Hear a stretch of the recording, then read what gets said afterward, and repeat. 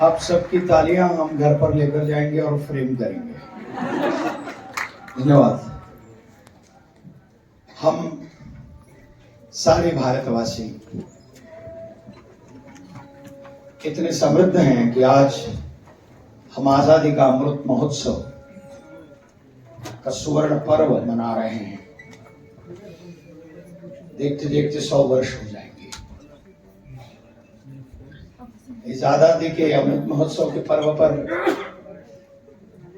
अनेक ऐसे वीर हैं, वीरांगनाएं हैं जिन्होंने इस देश को समृद्ध बनाने के लिए और स्वराज कैसे प्राप्त हो उसके लिए अपने प्राणों की आहुति दी इस देश के यज्ञ में। उन सबको मैं शत शत बार नमन करता हूं,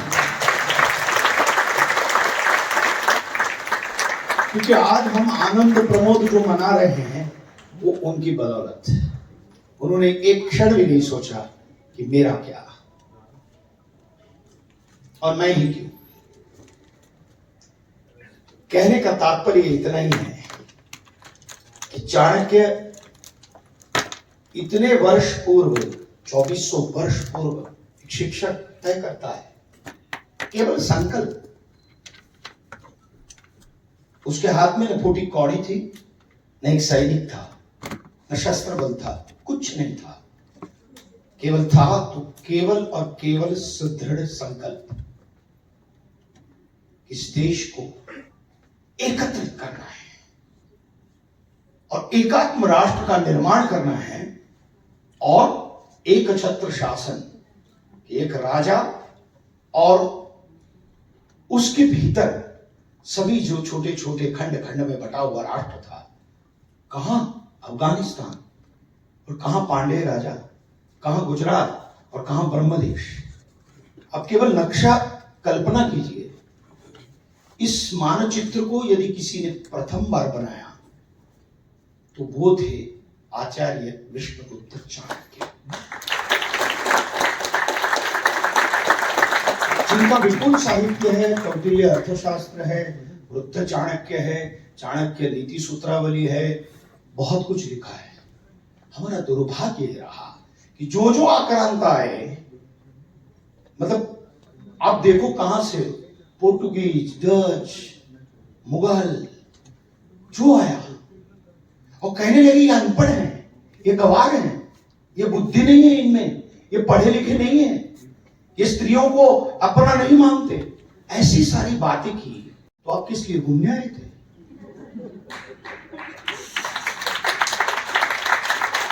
आप इस देश को लूटने के लिए आए थे।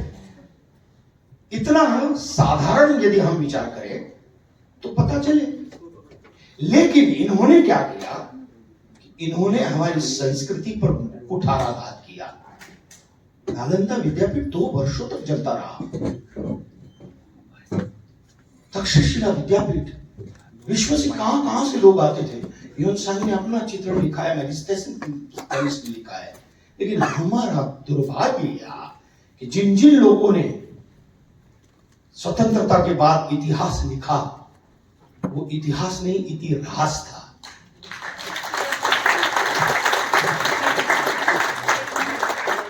मैं ये इसलिए कह रहा हूं कि हमारा सुवर्ण काल, हमारे इतिहास के जो सुवर्ण पृष्ठ है वो हम समझे, अंतर्मुख हो। हम क्या थे, क्या हैं, और हम जो थे वही आगे होके रहेंगे। और हम विश्वगुरु थे, हैं और बनकर दिखाएंगे और हैं।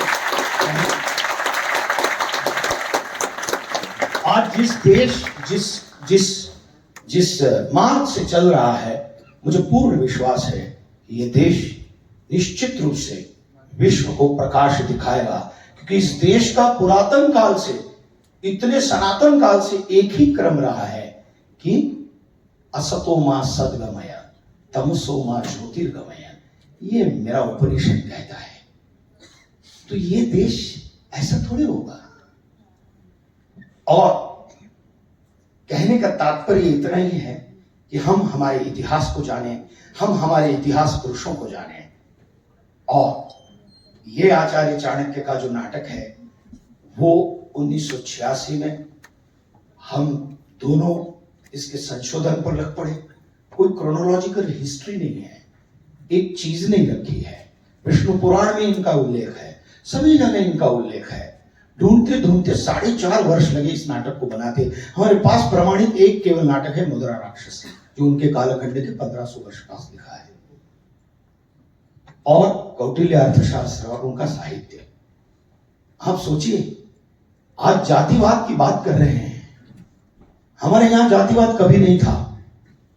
अगर ऐसा होता तो 2400 वर्ष पूर्व एक दासी पुत्र को, यदि ब्राह्मण और ब्राह्मणेतर ऐसी बातें होती तो एक दासी पुत्र को एक ब्राह्मण आचार्य इस देश का सम्राट बनाता? कभी नहीं होता। लेकिन हमको ये ऐसा ऊपर थोपा गया है, तो हम हमारा इतिहास जाने, इतिहास पुरुषों को जाने, और चाणक्य को तो जाने ही जाने, क्योंकि उन्होंने राष्ट्र जो है वो व्यक्ति से चलता है, व्यक्ति से कुटुंब है, परिवार है, परिवार से समाज है, समाज से राज्य है, और राज्य से राष्ट्र जुड़ा हुआ है। तो यदि व्यक्ति सुदृढ़ है, आंतरिक, आध्यात्मिक और कर्म कुशलता में, तो राष्ट्र समृद्ध बनेगा। ये सोच है चाणक्य की। बस इतना ही कहता हूं कि चाणक्य को प्रज्वलित करने के लिए चाणक्य जैसा पंडित बनने की भी जरूरत नहीं है। ये नाटक देखने के बाद यदि आपके हृदय में ये ज्योति प्रज्वलित हो कि मैं मेरे देश के लिए, मेरे समाज के लिए, मेरे राज्य के लिए मैं क्या कर सकता हूं, आवश्यकता नहीं है पैसों की, संपत्ति की, सोच की। और ये सोच लेकर जाएं तो हम सारे, मेरे बैकस्टेज आर्टिस्ट से लेकर, मेरे लेखक से लेकर मुझ तक, सब लोगों का ये 32 वर्ष का जो यज्ञ है, 1986 में शुरू हुआ, 89 में नाटक पूरा हुआ गुजराती में, पहला प्रयोग उसका 89-90 में हुआ।